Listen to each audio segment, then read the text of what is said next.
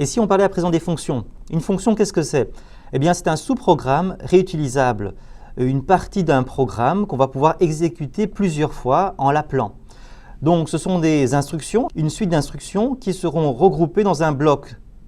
On donnera un nom à ce bloc d'instructions et cette fonction pourra posséder 0 ou plusieurs paramètres. Les paramètres pourront faire en sorte que la fonction puisse faire des choses différentes, donner des résultats différents. Et enfin, la fonction pourra éventuellement renvoyer une valeur de retour en réponse ou ne pas renvoyer de valeur du tout.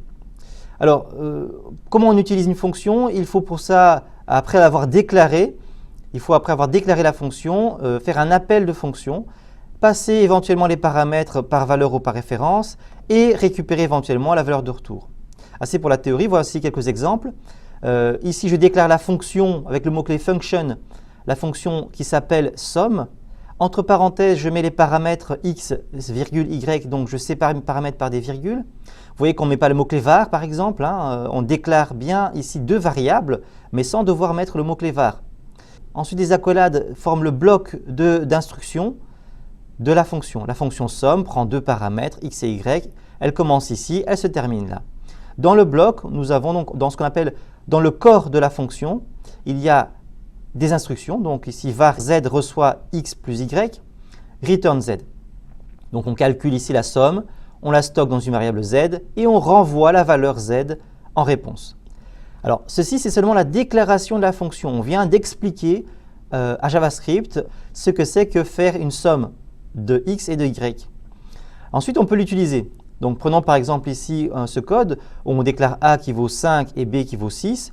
On peut exécuter en appelant la fonction sum, on lui passe a et b et le résultat va être stocké dans une autre variable c qu'on pourra ensuite afficher. Donc vous voyez ici que ce fameux return z, eh bien c'est le résultat qui ici on va stocker dans une autre variable. Dans cet autre exemple de la fonction sum, au lieu de faire return z, on ferait alerte de z. On va directement afficher z. Dans ce cas-là, la fonction ne contient pas du tout d'instruction return. Donc une fonction qui ne renvoie rien, mais qui affiche quelque chose. Alors on l'utilise comment? On a la variable a qui est à 5, le b qui est initialisé à 6. On appelle somme de a et b, mais vous voyez que le résultat n'est pas du tout stocké dans une variable puisqu'il n'y a pas de return. Et cette fonction, elle est elle-même chargée d'afficher le résultat. Okay? Donc, on peut se dire que c'est plus intéressant d'avoir une fonction qui affiche, mais en général, c'est une mauvaise idée. Il vaut mieux une fonction qui renvoie quelque chose, ce qui nous laisse plus de liberté. Dans l'utilisation, on peut décider de stocker le résultat ou de l'afficher plus tard, si on veut. Donc, on n'est pas forcé de directement l'afficher au moment de l'appel de la fonction. Donc, cette version-ci est moins intéressante que celle-ci. Dans cet autre exemple, nous avons la fonction calcul PTTC pour prix toute taxe comprise. Cette fonction a besoin qu'on lui dise quel est le prix hors TVA et quel est le taux. Donc, une fois qu'elle a ces deux informations, elle va faire prix hors TVA fois 1 plus taux. Le résultat de cette expression sera ensuite renvoyé, donc une fonction assez courte. Alors, on l'utilise comment? Ici, on déclare la variable prix initialisée à 250 et puis on appelle calcul PTTC avec cette variable prix et un taux de 0,21. Le résultat est ensuite envoyé à console log qui va afficher le prix toute taxe comprise. Donc une fonction ici qui renvoie quelque chose, mais on envoie directement le résultat à une autre fonction. Exemple ici de fonction qui ne prend aucun paramètre. La fonction affiche date, elle n'a besoin de rien pour afficher une date. Pourquoi? Parce que dans le langage JavaScript, eh bien, il y a un objet qu'on appelle date.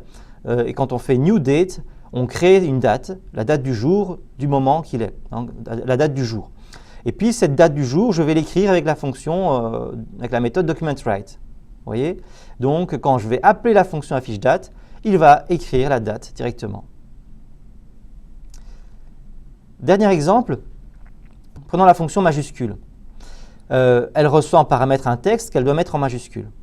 Donc, ce texte va être mis en majuscule grâce à la méthode toUpperCase. Donc, le résultat est stocké dans texte et ensuite affiché dans la console. Quand j'utilise la fonction, je déclare un message. Cette variable-là est initialisée à bonjour. Si je l'affiche, j'ai le message bonjour avec un B majuscule, le reste en minuscule.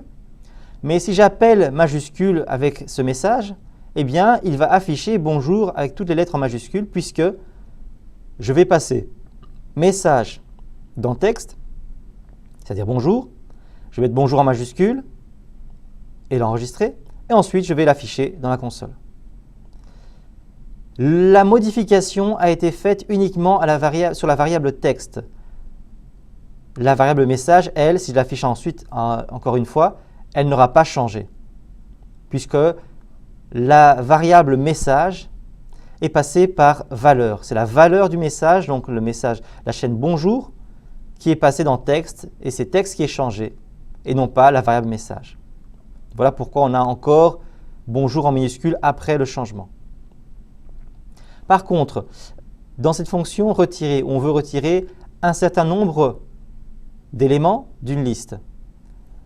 On a une boucle ici pour, partant de i à 0, tant que i est plus petit que nb, i++, on va donc retirer nb fois.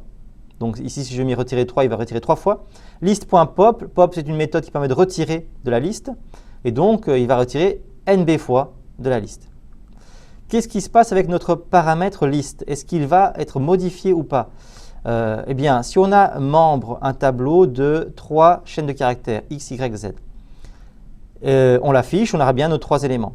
Si je dis retirer 2 du tableau membre, après affichage, je n'ai plus qu'un élément, il a bien retiré 2 éléments de membre.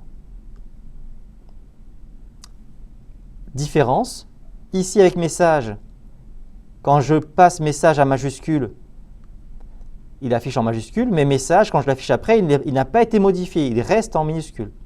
Par contre, membre, mon tableau, toutes les modifications que je vais faire sur le tableau, eh bien, vont être modifiées. Ici, membre était avec 3 éléments, membre n'est plus qu'avec un seul élément. Il a retiré les éléments, les 2 éléments du tableau. Donc, on a ici un passage de paramètres par référence, membre a changé. Alors, ne vous en faites pas, passage par valeur, passage par référence, c'est de la matière un peu plus avancée, on verra ça plus tard. Mais juste ce qu'il faut retenir, c'est que quand il y a des tableaux et des objets, eh bien, c'est toujours un passage par référence. Par contre, quand il y a des chaînes de caractères, quand il y a des nombres, des booléens, c'est des passages par valeur. Voilà. C'est tout pour les fonctions. Il est temps de passer peut-être à la pratique.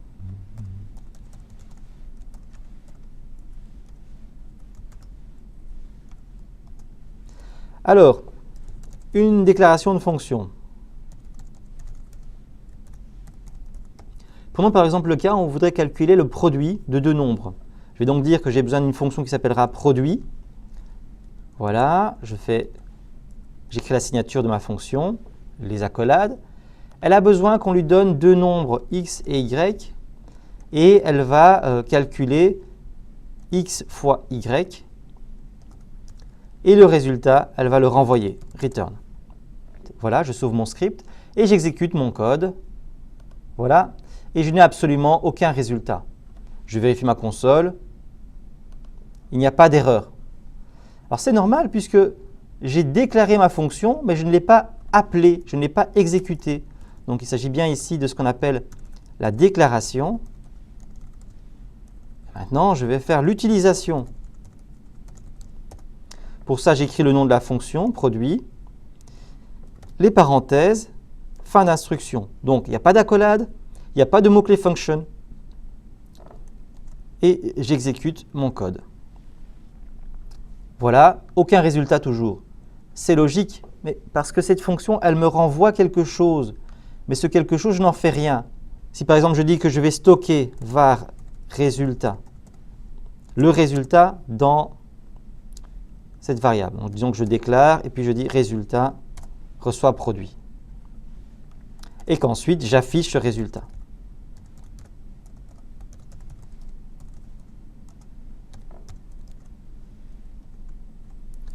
Cette fois-ci, j'ai bien quelque chose qui s'affiche, j'ai n à n. Parfait. J'ai bien appelé produit. Je lui ai absolument rien dit, donc il ne sait pas ce que c'est que x, c'est undefined. Y est undefined. Undefined fois undefined, not a number. OK, cette fois-ci, au lieu de ne rien mettre, je vais mettre 5 et 2. J'obtiens 10.